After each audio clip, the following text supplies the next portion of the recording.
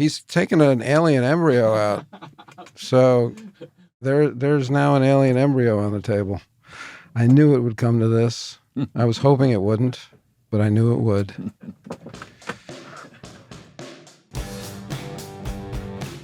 I'm David Duchovny, and this is Fail Better, a show where failure, not success, shapes who we are. Chris Carter is a TV and film writer, producer, and director. He's also an avid surfer and master craftsman and artist. But most importantly, in my life, he's the creator of The X-Files. We actually had just gotten lunch a few days ago with Gillian Anderson as well. And of course, Chris had a story to tell me about what happened after we parted. So we picked up there. Let me tell you the funny story. You and I had lunch with Gillian on Saturday. And I dropped you off, and then I went to our favorite smoothie place. Oh, yeah. Okay. Yes. Yeah. And Sun Life. Yeah. And I walk in, and who's standing in line in front of me but Anthony Kiedis. Oh, okay. And you've seen him around the hood, sure. probably. Yeah. Anyways, very recognizable. Yeah. And so I thought, what do I do here? Do I say, just say, hey, love the music? So what I'd usually say. But I think, I'll just leave. You don't want to say John Bartley, poet and a prophet? John Bartley told me how to off it. That is the insidest of all jokes. And screw you, we're not going to tell you what it means. But go ahead. What did you say? John Bartley. Anyway, so I decided I'm just going to leave him alone. This guy probably gets hit on all the time. Anyway, so he orders, and then I order, and then we're standing there waiting for our food, our drinks, or whatever. And he's got some people he's talking to, and a young woman walks in with a dog. And you know me. Yeah. I'm a sucker for dogs. Right. And so I bend down, hi, what's your dog's name? My dog's name is Tinkerbell. Mm-hmm. And the next thing I know, Anthony Kiedis is knelt next to me, petting the dog, too. And so here I am, This is what they call a meet cute in Hollywood. A meet cute. And so he pets the dog for a little bit, and he gets up and moves on. And the young woman looks at me, and she says, can I ask you a question? Yeah. Are you Chris Carter? It's a good one. Well, thanks for coming on. And, thank you. And it reminds me, I remember when we used to do Kevin and Bean. Yeah. And you went on and they said you had the voice of God. Yeah. So that's why I thought we needed video today, because your voice is too overwhelming. Yes. Without seeing it. I've got a radio face. No, it's not the radio face. But one of the things, you mentioned Gillian, but one of the things that's interesting to me when I'm doing this with people that I know, with people that are my friends, people that I've known for 20, 30 years, is that, well, first of all, I get to kind of apologize about shit or just reminisce, but also as I study objectively, I read materials on you and stuff like that. I get kind of a different perspective, as friends don't, at least in my generation, don't spy on one another or don't read about one another in that way. And I enjoy that. And actually, I usually take a swim after I take a bath in Chris Carter isms and history, and then I swim and I see what comes up, because I'm not counting laps. It's that meditative state. And something came to me today that I want to get to later that I really want to talk about. It's interesting, not personal, but something about the show, and something that I've said before. Aside from just my entire career being made possible by the X-Files, which is obvious history, but specifically, again, I've said this before, when I think about what I learned from you on the show, was really, as I've said, I was coming out of graduate school, I was reading and writing these highfalutin papers about deconstruction, and had nothing to do with the love of the story that I might have gotten into reading in the first place. I think as kids, we get into the story. That's what we want to hear. And I no longer was doing that, because it was more it's like if you think about being a general surgeon, and now I had to do just brain surgery. Yeah. I had to learn about the brain. And by osmosis, over a period of a few years, watching you write, watching you shepherd the other writers in the X-Files, I relearned a love for plot and for the kind of smart machinery Yeah. that keeps somebody guessing, that goes to the highs and lows. So without that, I think I'd be, making nonsensical, movies that don't go anywhere. I started, or even writing. Yeah. Like, I was like, okay, it's not about language. Yep. It's about the plot, at least in our business. But it is. I mean, movies are about plot. I mean, movies that have no plot, some can be good. Terrence Malick movies I admire. Right. Anyway, but that when I did the pilot for the X-Files, I wrote a 17-page single-space outline. So story was very important. I didn't just wing it. When we started up the show, we hired writers. Morgan and Wong came on the show, Glenn Morgan and James Wong, and they had been working on Stephen Cannell shows, and they brought with them a bulletin board, and we put up 3x5 cards, and that became the kind of the way the... What's happening? Oh. It's the Mayo Clinic. It's my kiln guy. I'm putting in a kiln today. Well, we'll get to your pottery. Okay, all right. I mean, anyway, okay. So I'm putting in a kiln today, and that's my kiln guy calling. So wait, where were you? You were talking about the story, Morgan and Wong, and Morgan and Wong. They brought these bulletin boards and 3x5 cards, and that became the way we plotted the episodes. Well, look, here's more of your influence. More 3x5 cards. Yeah, exactly. But your handwriting was perfect. Mine is not. That was a Glenn Morgan thing. He actually had beautiful penmanship, and he would make these cards, and so that became also competitive. Who could make the most beautiful cards? Really? Yeah, and anyway, and we've worked like that ever since. Yeah, and I think Vince Gilligan still works that way on Breaking Bad and Better Call Saul. Yeah. I think. I'm not positive about that. Well, I think it's smart because you're gonna. I remember we would work on some scripts, and we would just take this card. This scene could maybe go over here, or this scene goes over here. Maybe it comes back, maybe it doesn't. Yeah, and that all makes sense. So I wanted to thank you for that, which is I can't repay that thanks because it's really opened me up into another part of who I am. Also, giving me the opportunity to write and direct on the show, which you didn't have to do. Yeah. Now it's kind of it's almost de rigueur that stars of the show. Well, now the stars are also the producers. Yeah. So, but then it wasn't. No. And, it was probably seen as a, some kind of some kind of gift or whatever, which I never wanted it to be. I just wanted to earn it. And you said, well, I said to you, if I'd like to write and direct one. And you said, well, if you write something good, you can direct it. And then maybe you can direct. Yeah. No, you didn't.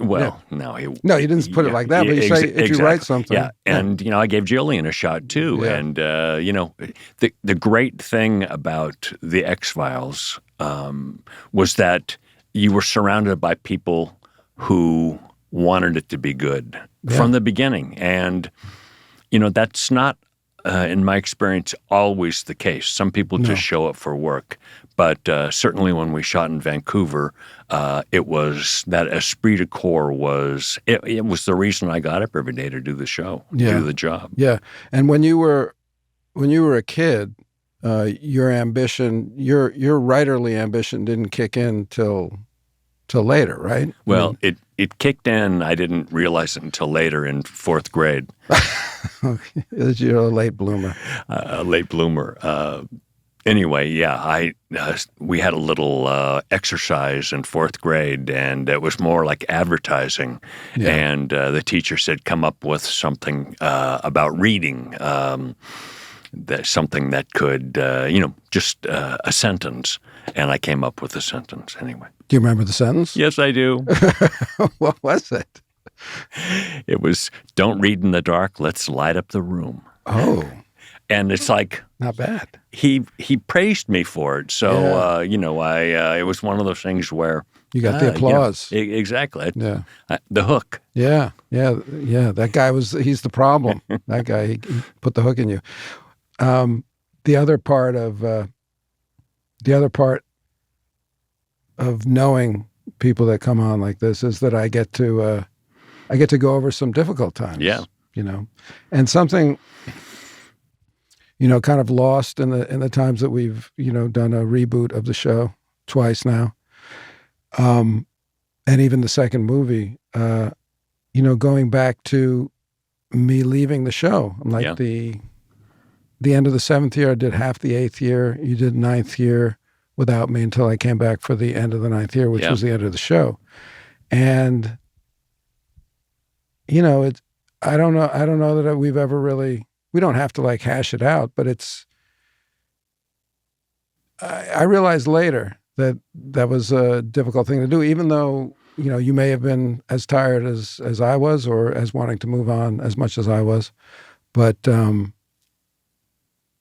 feel, because I consider myself a team player, so I feel, I've always felt like a bit of an abandonment, not by you, but of you in that sense. And I don't know if we're going for any resolution here or anything like that. This is not like the VH1 version. By season 7, we were all tired. We'd made a big move from Vancouver to Los Angeles. We had done well over 100 episodes. So, and then there were legal contractual things going on that were fraught, and you and I had a parting, and we became, I don't want to say mortal enemies, but not mortal enemies. It was a difficult time, and it was resolved, and you came to me. I remember you coming to my office. I remember right where we were standing, and you said, I'm going to leave, one of the parts of this agreement is I'm going to leave the show for a time. That was actually something you had worked out legally with Fox, but you came to me and told me that. You just reminded me of something. So that was a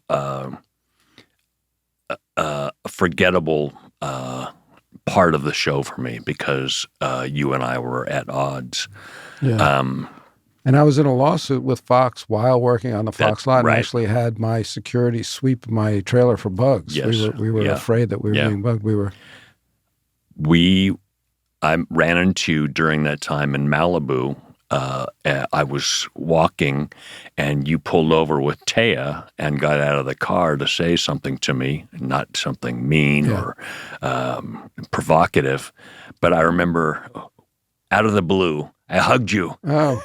Yeah, I don't remember that. I just hugged you, and it was almost like it was a reflex. It was, I just did it, and I think it surprised both of us. Yeah, yeah. I repressed it. Well, thank you. Yeah. I got the resolution that I wanted. I didn't even know.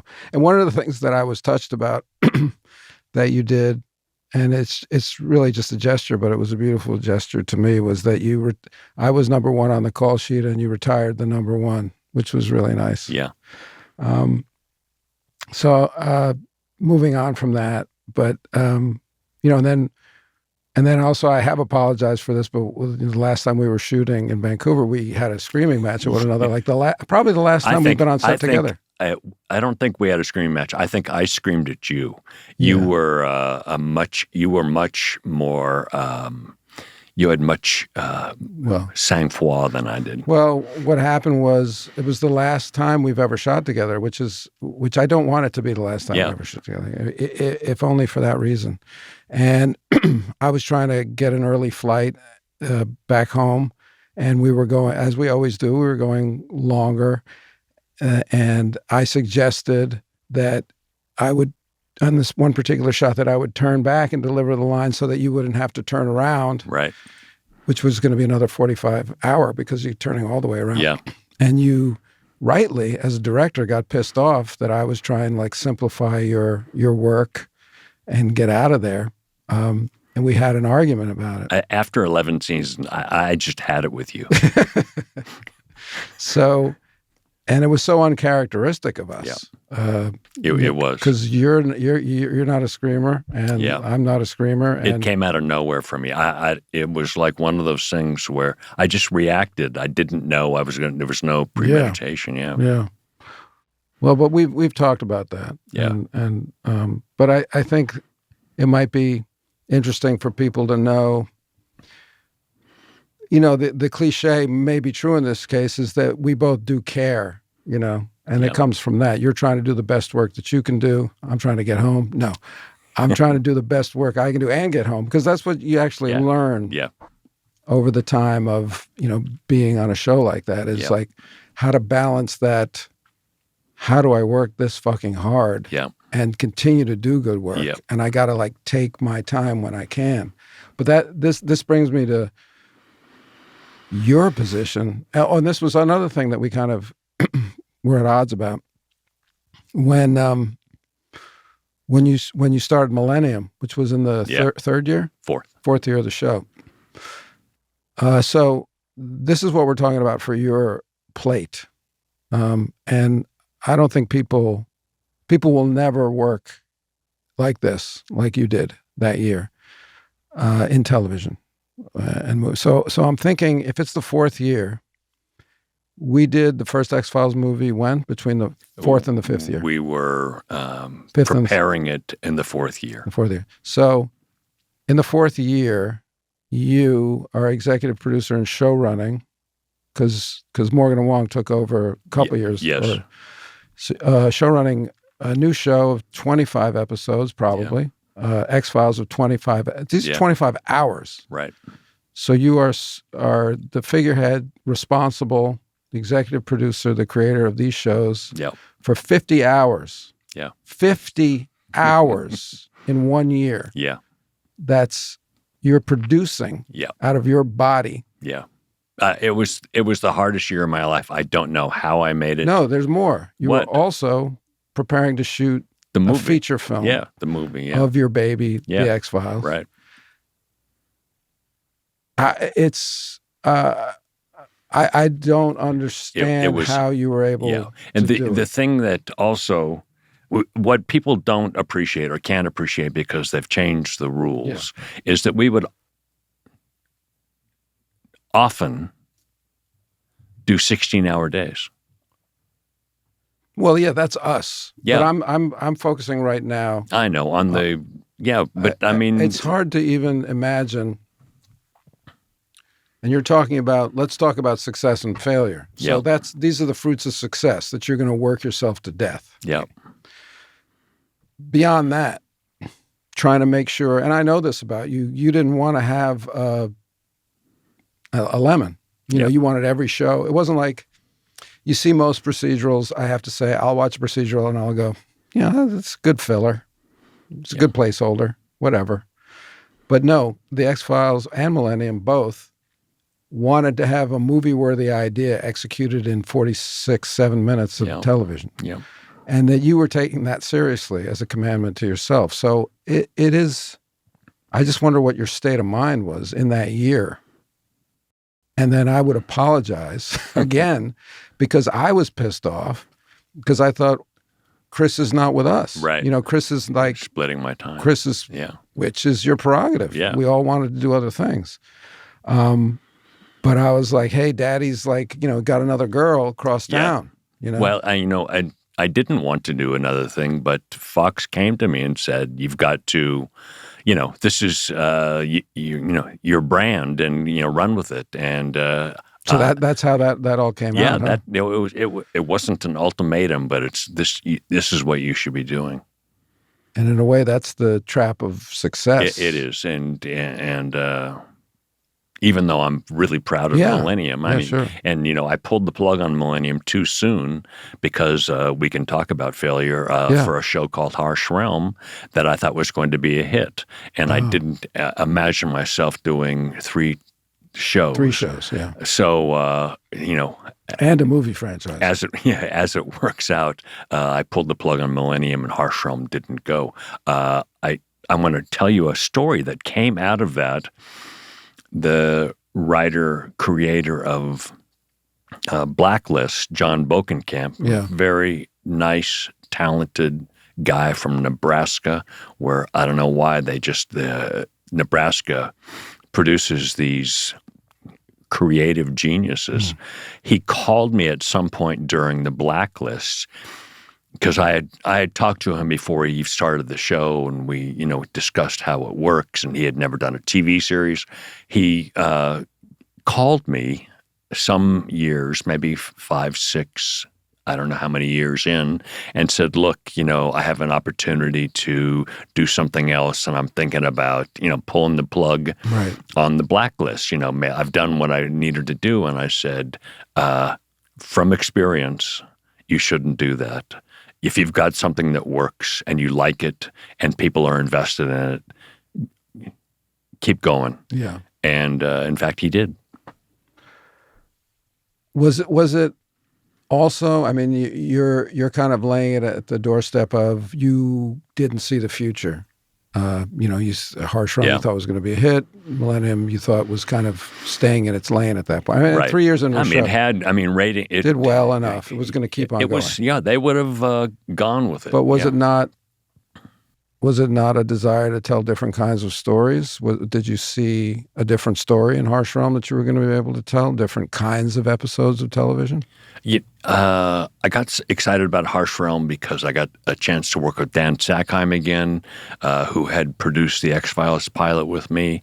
There were a bunch of us that I was excited to work with, and I thought it was a really good concept, and that's a story in itself. And so I thought it was, and I still think it was a little bit ahead of its time. Anyway, I thought it was going to be a winner, and lo and behold, I made 2 mistakes at the same time. This is an ad by BetterHelp. When I think about my health, I'm proud to say that I care about my mind, my mood, and my psychological well-being. I know that for many men, there's an expectation to ignore feelings, and put on a tough exterior. So I'm here to say that there's strength to be found in opening up what you're carrying and doing something about it, not pushing it away. Therapy is a great place to start. It's a way to work on what's important for you and your lifestyle, whether that's getting some help understanding your responses to the world or developing positive coping skills for when you face obstacles. Fortunately, giving therapy a try has never been easier, especially with BetterHelp. You can join a session with a therapist at the click of a button, helping you fit therapy into your busy life. Plus, you can switch therapists at any time. And as the largest online therapy provider in the world, BetterHelp can provide access to mental health professionals with a diverse variety of expertise. Talk it out with BetterHelp. Our listeners get 10% off their first month at betterhelp.com/failbetter. That's betterhelp.com/failbetter. This is a character trait that I know in you is you really like to, once you get a shape you like to make that shape, like with pottery, and once you get in the groove in a show, I don't think you're there like me. I'm going, I want to try something new because I'm not a detail guy like you. And you are like, I'm going to make the perfect bowl. And once I do that, it's hard to do that. It looks like it might just be a bowl. Let's just say, tell us what you did with pottery for a moment, and then I'll try to make that leap. Yeah, this is a story about my serialized brain. I love working with my hands, and it's funny when you go into television, and there is a manufacturing quality to the actually making of something. But when I was in high school, I'd done a little pottery and art class, and so I started playing baseball in college, and I wanted to take anything. Lefty. Yes, lefty. Yeah. I wanted to take any class where I didn't have to study too hard because I wanted to focus on sports, and I wanted easy credits. So I took a pottery class, and it worked out that my pottery teacher saw some native talent, and he had a studio. This guy lived and breathed ceramics. Right. He had a studio, and he asked me if I would come make pottery for him. I quit baseball. You did? You quit? I quit.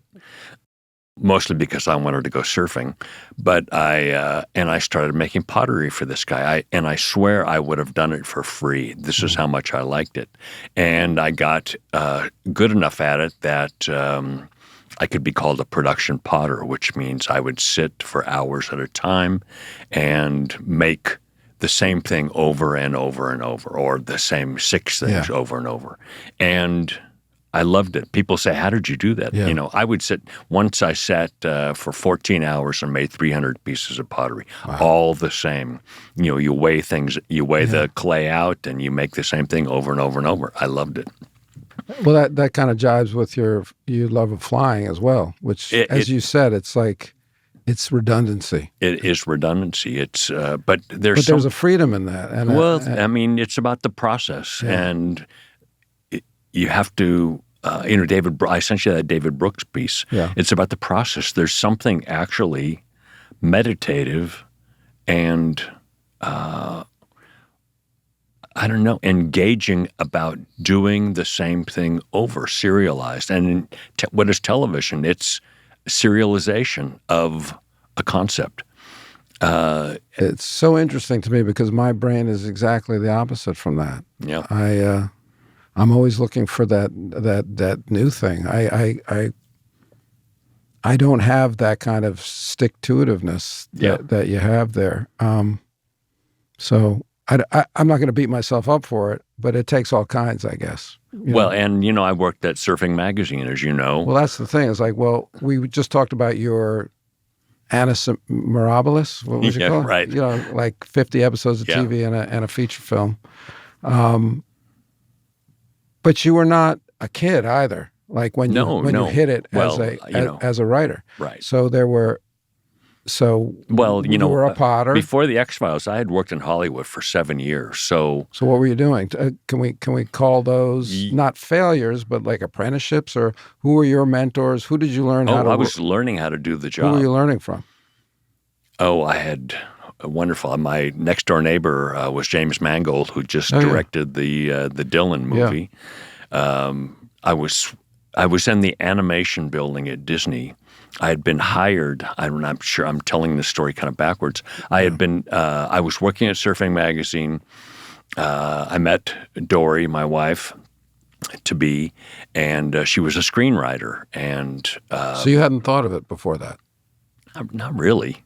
You know, I was a movie fanatic, and we can go back to the pottery again, and I'll tell you about going to film school. Anyway, I met her, and she, we talked about movies, and she said, sound like you'd like to make a movie someday. I said, I would. I have an idea. She says, write it. And I wrote the script. Luckily, as it were, her cousin, her sister was actually a casting director, noted casting director, cast the first Star Wars, Diane Crittenden. Anyway, her cousin, everyone was in Hollywood. Her cousin was an agent, and I showed the script to her cousin. Her cousin showed it around. I took meetings. I was told that I should write a second script. I did.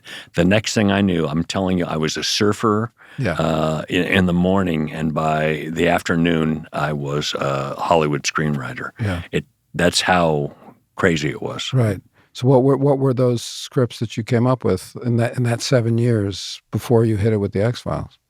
The first script I wrote was, I'm from Bellflower, and I wrote a script about 3 kids in Bellflower in the early 1970s who are baseball players who have no idea they can get out of the Vietnam draft. Oh. And they're going to war because they don't know how to not go. Right. They don't know about bone spurs. And the script is called National Pastime, so it's near and dear to me. It'll never get made. That was a pilot script or a movie script? No, that was a movie script. Yeah, I mean, I didn't know about television. Right. Well, I knew about television, but it's funny. I say I went to film school when I was making pottery, and I would have the TV on for 10 hours a day while I was making pottery. And it was a film school of sorts with all those great 70s shows. And so I kind of got in the swing of things that way. But Not consciously, in a way, you're saying. No, but I just, and then I would listen at night, on Sunday nights, there was a show called Dr. Demento on, Yeah, I remember that. I think it was KLOS or, KLOS or KROQ, and I loved it. I loved the Dr. Demento show. It was those novelty songs, Steve Martin, I was It's introduced like Weird Al to him. Yankovic type stuff, right? Yeah, like that, but, just wonderful nuttiness, and it's plugged into my goofy sense of humor. Well, I think you're coming at things from not an ironic angle, but a parody angle. There's part of that in you that is always there, which is interesting when you think about the X-Files, because it's not parody at all. It's more like prophecy in your case. But in terms of writing, you're talking about ingesting by osmosis in a way while you're doing pottery, these 70s shows. There was no other mentor at that point that took you under his or her wing and said, "Hey, kid, I think you got talent." Because you're not a kid at that point either. Yeah. You're in your 30s, right? No, at that point, I was about 26. Oh, okay. So you were a kid. Yeah, I was. Anyway, I had a moment. I had two moments. First of all, I was an art major when I entered college, and that lasted about 2 years. And then I went down to the journalism department and said, "How do I make this my major?" Anyway, but I had a really fortunate moment, episode in my life where there was a teacher, a writing teacher named Mr. Lackman, and we used to do Blue Book essays. Remember Blue Book essays? Yeah. Anyway, I did a review of Billy Budd, Melville's Billy Budd. Yeah. I wrote it, and I remember calling Billy Budd self-actualized. And it was like a term then. Yeah. And he got up and read it in front of the class. And he said, after he read it, he said, "I wish all my students could write like this." It was like one of those moments where it's like, that I was meant to do this. Yeah. Yeah. And then the second one was I had when I entered journalism school, I had a teacher named Dr. Stein, and I did a piece of journalism on a guy named Gaylord Carter. Mm-hmm. Gaylord Carter was maybe one of the most famous theater organists. So he would play the organ to the silent movies. Yeah. Anyway, I got to know him, and I did a story on him. It was perfect. Here's my subject. I know him. I can, You share a last name. Yeah, they share a last name. Anyway, so I wrote the piece, and I handed it in, and I got like a D. Wow. And he said to me... Same teacher? Same teacher. Mm-hmm. He said to me wisely, he said, "You let your subject get away. You had him, and you should let him get away. There's nothing you told me about him that I don't already know." And it was... I'm not sure I understand that. Well, he thought that I could have done a much deeper, more illuminating story than I did. And it was because I was a novice. I was a rookie. And I just didn't construct the story very professionally. And 2 years later, I had a journalism teacher. I gave him something to read, and he says, "You're going to make it. This is good. You're going to make it as a journalist." But in that moment of getting the D, what did you think? He was right. You just thought he's right. No, he was right, and it was it was one of those moments. Fail better. Yeah.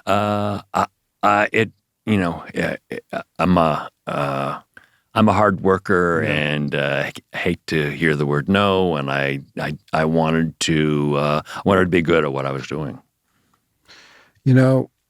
I sent you that clip of Vonnegut Jr. I love that. Yeah, and the way he ends it is think of a teacher who made your life better. Yes. And say the name to the person next to you, and the audience, you hear how loud it gets. Right. And My mom was a teacher. My sister's a teacher. My family are teachers. And, it's cliche to say they're so important, but also as a parent, I realized as my kids were going through the education system, it's really like lightning striking when you get, and it's not just the guy or the woman who's like in your corner and saying rah, rah. It's also the guy that gives you the D and says, you can do better. Yeah, I credit him for making me better. Yeah. I'm finding myself in one of those cooking ruts again, where I keep making the same thing over and over. It's what's easy at the end of the day. Fortunately, Home Chef gets it, and help is on the way. They're here to give you tons of variety in your meals while also making them easier and healthier.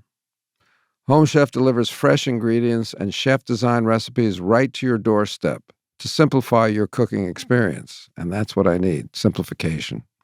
Users of leading meal kits have rated Home Chef #1 in quality, convenience, value, taste, and recipe ease. Home Chef has over 30 options every week. Their customers save an average of $86 per month on groceries, and the meals come in a variety of forms depending on what fits your lifestyle. They have classic meal kits with pre-portioned ingredients, oven-ready options, and new 5-ingredient meals. I recently tried their spinach and artichoke tortellini. Say that 10 times fast. And it was honestly one of the best pasta dishes I've ever made at home. Really, it was. It was tremendous. Got raves from the kids. And I didn't have to go out and buy a bunch of excess ingredients that would just go bad in my fridge. For a limited time, Home Chef is offering my listeners 50% off and free shipping of your first box, plus free dessert for life. Go to homechef.com/failbetter. That's homechef.com/failbetter for 50% off your first box and free dessert for life. Homechef.com/failbetter. Must be an active subscriber to receive free dessert. For the fans, there was a time when Chris wanted Jillian and I to go to couples therapy. I'm not sure if he meant it as a fictional television couple or a real life couple that were trying to... No, you guys were at odds. Absolutely we were. But this was very early, too. Yes, and I mean, sometimes on set, and it was, that kind of thing rocks a crew. Yeah. If there's tension, and you guys are the center of the tension, if there's tension in that relationship, everyone knows it, and it affects... Oh, yeah. I think the impulse was good. Yeah. We should try and get along if we can. But just the idea has always struck me as so funny, the idea that we would go to couples therapy as fictional people, but we never did. The other one was one time you figured out like an off-screen line, and it was too late to ask me because I'd already done my ADR. Yeah. And it was in Squeeze? It was in Squeeze. It was in Squeeze. And, season 1. Season 1, and Mulder finds Scully's cross. Yeah. And there's an insert of the cross, so I'm not on camera. And you, in your voice, recorded a, damn it. You can give it to me now? Let's see how. Damn it. It's very close, you see? So, and I don't remember how. Did I figure it out because I said I saw it and I never said that? Or I don't remember how you figured it out, but I remember your reaction, which was not good. Yeah, you were, I was really pissed off, and you were, I remember you being bemused, not amused, but bemused. How could he be so pissed off? Right. And I think I just had this sense of like authenticity. Yeah, sure. I understand. However I reacted, I mean, I'm sure it was more than was necessary, but it is funny to think back on that, because now I would say, yeah, you just go say it. Just say it. Like I'm somewhere else. I'm wrapped. Damn it, all you want. And then the widows and orphans, of course. Yeah, right. That's you don't want to. I don't want to talk about that. That's. I'll just say it quickly. Yeah. Because it's charming. Yeah. It's not. I'm glad you find it charming. Now you find it charming. Well, no, it was just this revelation. Yeah. Because the way I'll tell the story, the way it goes for me is, I'm reading your dialogue for 20 years on and off. Yeah. And there's always ellipses, dash, dash, dash. And in my mind, when I read a script like that, especially when it trails off at whatever in the middle of, I'm thinking there's a thought that's not being expressed. And I'm thinking, well, what is the thought that's not? And I'm always trying to fill it in. Like, what's Mulder's thought that's not being expressed, that he's cut himself off? And when we were doing the reboot, I called you with a question. I think I said, what is Mulder's, clearly he's cutting himself off. What's the thought? And you said, oh, that's just the no widows or orphans. And I was like, what is that? Yeah, that's crazy. So people don't speak in complete sentences. No. Yeah, and these so things made sense. No, it's like, and that's why I put ellipses, ... and dashes. Yeah. Well, just to finish that story, for those of you who don't know what a widow and orphan is, and I'm, I've been around literature my whole life. I didn't know what it was. Yeah. It's when there's in your chunks of dialogue, you wanted it to look symmetrical, and so you would make sure that each of your lines added up. It's for me it was an exercise, because I always think if you can say it in 4 lines, you can exactly, instead of 4.5, it's going to be better, and it's going to be add to the. I buy that. Yeah. I buy that. But it was a shock when I realized, oh my God, I've been trying to, but good. Because I feel like good that I had to question that. Yeah. I didn't need to know the answer. Yeah. The answer doesn't help me. Yeah. But also it goes with my kind of philosophy that self-imposed limitations, which you're giving yourself, that it has to look a certain way, are actually ways to get at deeper meaning and freedom. That you're forcing yourself, like you were with your pottery, you're forcing yourself into some kind of a shape. Yeah. And you're filling that shape. I'll read Quentin Tarantino's script, somebody I admire, and it's the opposite. It's just flowing. And it's different strokes. Yeah, it's different strokes. So, I wanted to get to this idea that I had when I was swimming this morning. Okay. And I've never thought this before, and I've been living with this character for a long time. This is what I came out of the pool with, and I had to go write it down dripping wet because I knew I would lose it. With your Sharpie? Yeah. Let me preface this by saying, as I gave thanks to you for kind of giving me a structural education in storytelling, I was coming to storytelling in a completely psychological sense. Freud being the first literary critic, not the first one, but Freud's a literary, it's Oedipus complex, Electra, all his syndromes and perceptions about the human brain come from literature. So as I was taught, like, psychology is literary criticism. Yeah. So that's how I approached acting. It was like, how do I psychologically fill this thing? And I think we complemented each other well in that way, because you had almost it's wrong for me to say pre-psychological, but a mythic sensibility more than a psychological sensibility. Is that fair to say? Maybe. Here's, for me, the chemistry was that I was writing a smart character, 2 smart characters, and you were both smart people, and you're one of the smartest people I know. So it was a dream come true. Okay, you didn't answer the question. That's fine. What's the? Maybe I didn't understand the question. No, it's a compliment. I'm just dodging the compliment. That's my problem. But here's what. You're cute too. But that was the other fail.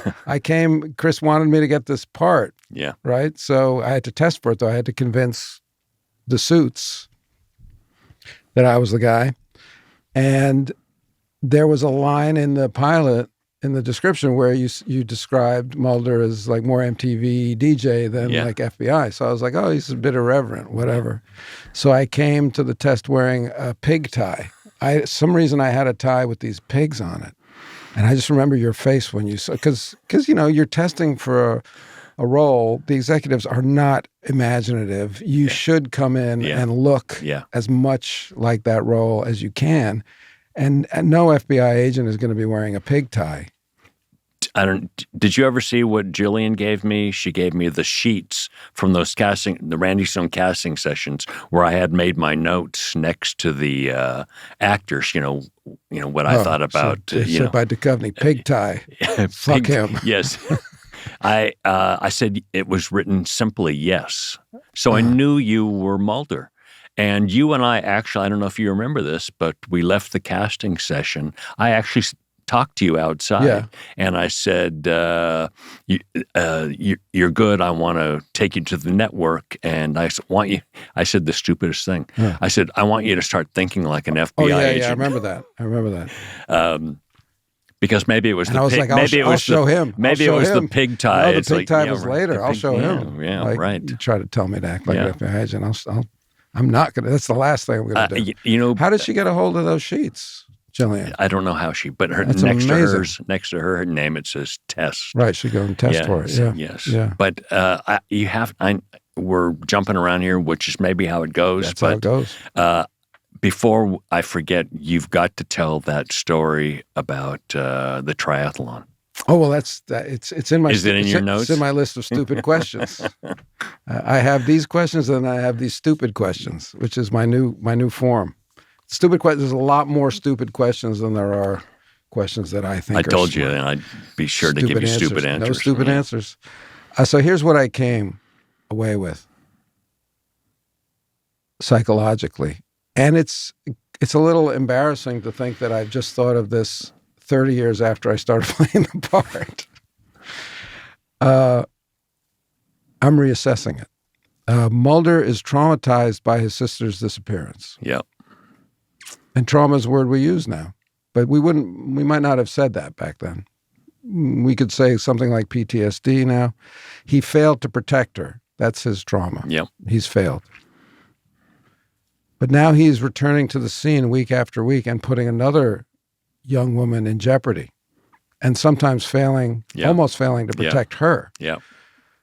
As if he's trying to heal himself by protecting Scully in the way he couldn't protect his sister. Yet he's also re-injuring himself by putting her in danger, and sometimes even having to be saved by Scully, saved by this sister proxy. And I never thought of it that way. I never thought of it that way either. What do you think of that? Yeah, I guess you could make a case for that. Yeah. I don't know. I don't want to end on that. What I wanted to say was, like, in terms of failure, I remember, and this is another point of gratitude. The other kind of impetus for this podcast, it came out of my experience, my initial experience putting out House of D, where this critic gave me an F. House of D gets an F. And then I woke up the next morning and I was like, oh, cool, I'm alive. But it hurt. Reception of it hurt. And I remember talking to you. You're nodding. I remember. Yeah. What did you say? I said, no one's thinking that but you. You said that, but you also said, I want to hear your big boy voice. Because I was so, right. it was like a gut punch. Yeah. I think I was walking around for like a month. Yeah.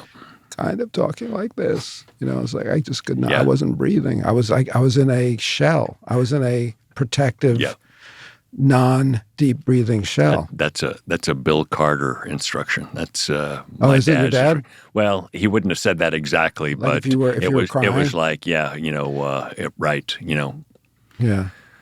But I mean, buck up. Yeah, I mean, I'm not saying that to imply that you are callous or a 50s dad. Yeah.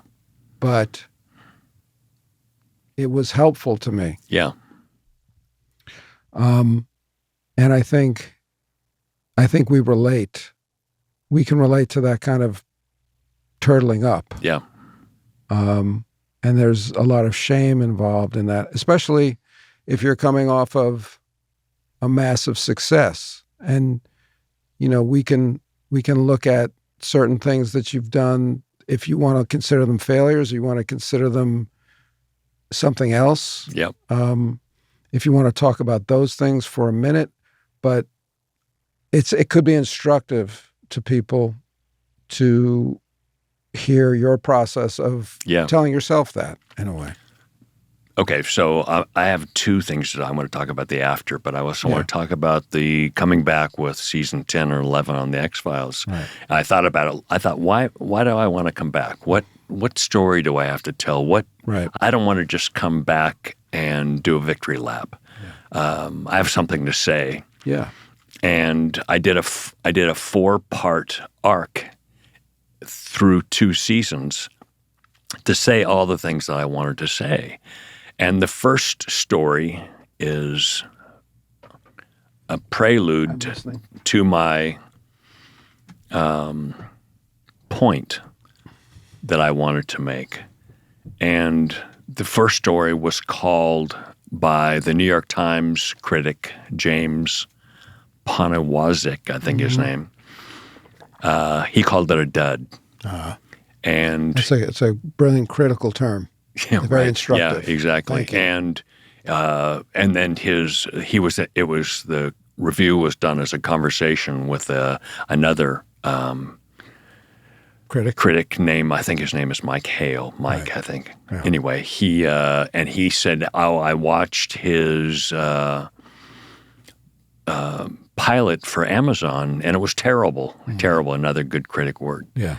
And it's those. That was a painful review in the New York Times. Painful review to read, and particularly because the episode that he was referring to as a dud was the episode that led us to the ending of the following season, and the big point, which I was delivering. It was all a plan. It was all veiled and complicated, and get to the end, and no one got the ending. And I've already talked to you about this, that I laid it out there, but no one got the ending. It's a huge ending. Yeah. But Scully reveals that she's pregnant, and it was, I had a lot of haters for that. Scully didn't have agency. Scully, it was, women are only good as mothers. And anyway, I had a big idea, and I put it right there front and center for people to make the connection that literally no one made. And you know what it is because I told you. Mm-hmm. You were the only one I told. I haven't told a soul. He's taken an alien embryo out. So there's now an alien embryo on the table. I knew it would come to this. I was hoping it wouldn't, but I knew it would. Thank you for bringing him back. I haven't seen him in a while. You look good. Hey. Looking good. Okay, it's kind of a lightning round, I guess, but that's gross. I just call them stupid questions. You don't have to answer them. What is the difference between believing and wanting to believe? Believing is a certainty. Wanting to believe is a doubter's line that a person wants to believe. Show me the reason to believe is what the line means. It also says to me that we have a need to believe. Absolutely. We have a desire to believe. Yeah. Yeah, that's a human desire. What's the difference between surfing and writing and directing, writing and showrunning and art, pottery and ceramics? It's all interconnected. Okay. You said something recently to me. You said love is the only thing that matters. It is. How is Men in Their Hair coming along? You want to tell why you asked that question? No, you tell. I once told David long, long ago, 30 years ago, that my first novel was going to be called Men in Their Hair. Yeah. You have been prophetic in calling in seeing where society was headed. To what do you attribute that? To your twin muses of science and fiction? Science fiction. Science fiction. Yeah. Yeah, kind of that. I think you're a pattern. You're a guy that looks for patterns. Yeah, and it's just like You see where it's going. Doing the X-Files was a perfect opportunity for me to talk about the world and my point of view in the world, or I should say my competing points of view, which are science and faith. Why do you walk home along the train tracks?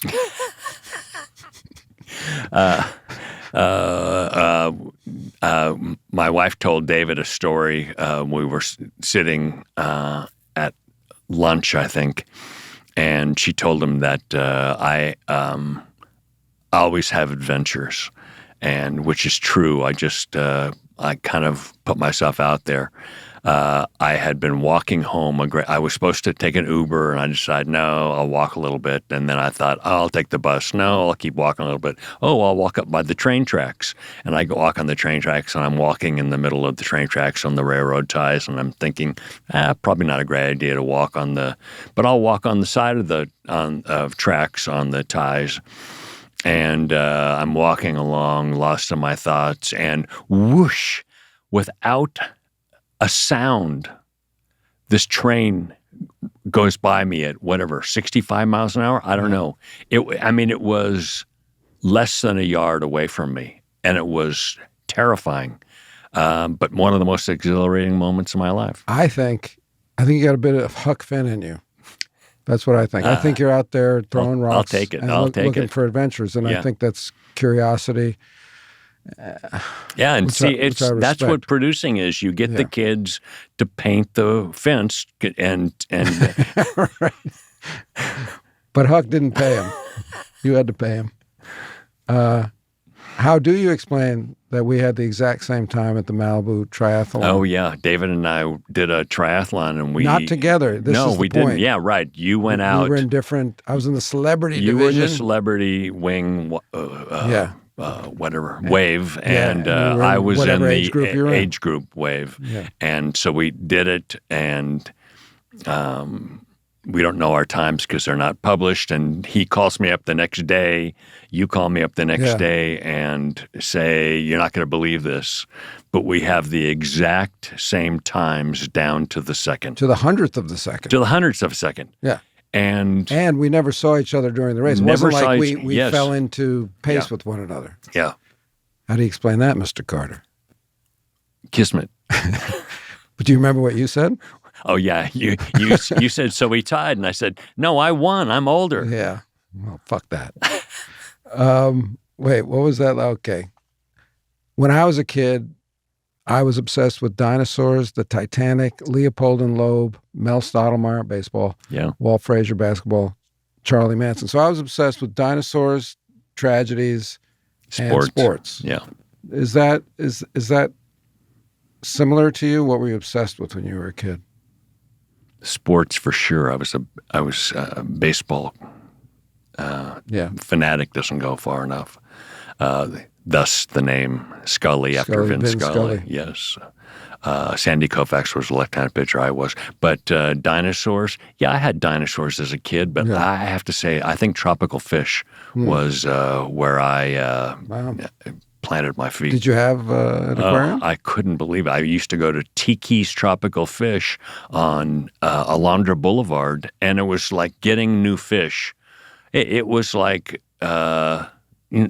it was, I don't know, it was like going to the Caribbean and, Well, also knowing how you grew up, it was kind of a luxury item for you as well, right? Yeah. 'Cause it wasn't like your family had a bunch of money to put into tropical fish. No, I mean, it was, you had to do your research. It was a kind of extravagant obsession, These are... Oh, yeah, I want to plug this because this person... Sweet Laurel is I have a little building in Santa Monica, and it's got a bakery in it. And this woman not only does amazing work, she does it with all of her heart. And Sweet Laurel, all her stuff is in stores far and wide. She does cake mixes. And this is a nice way to end too, because most. Wait.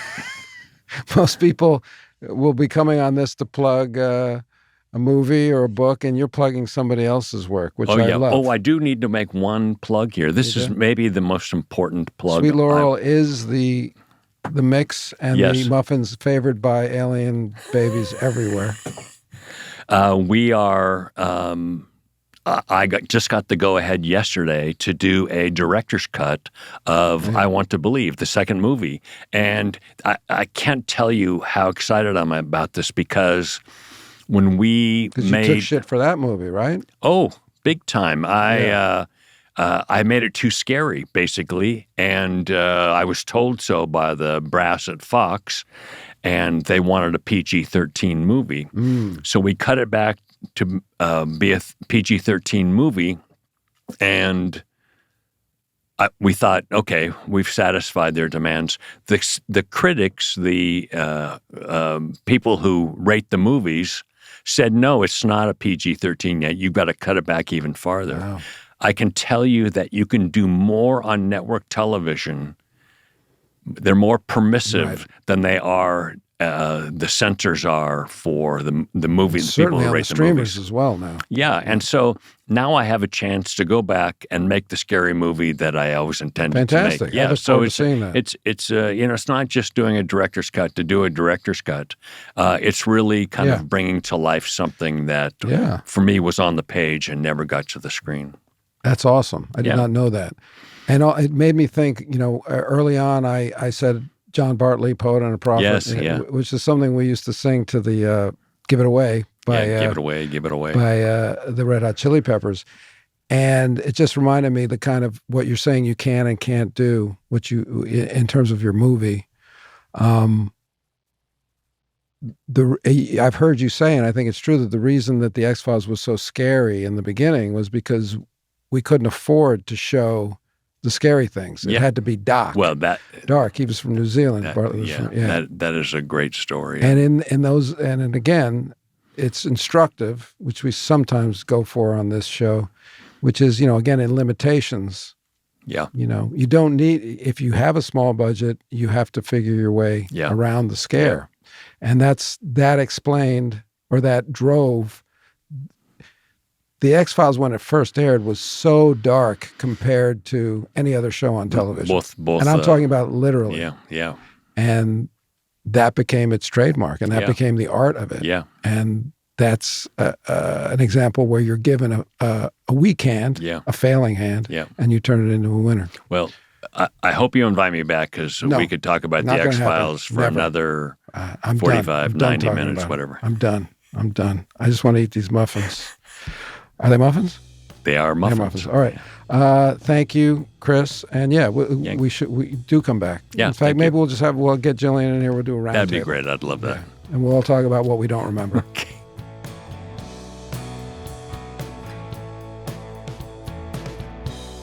Thanks so much for listening to Fail Better. If you haven't yet, now is a great time to subscribe to Lemonada Premium.